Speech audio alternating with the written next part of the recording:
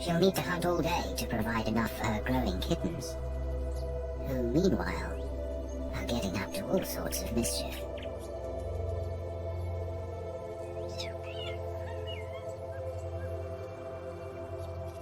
A silver vole finds itself the center of the kitten's attention.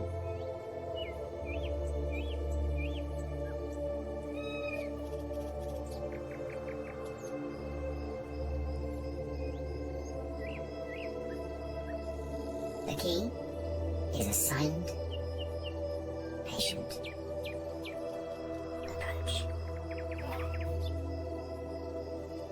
Alas, on these rocks, the vole has the upper hand. Fortunately, the kittens can rely on their mother to provide.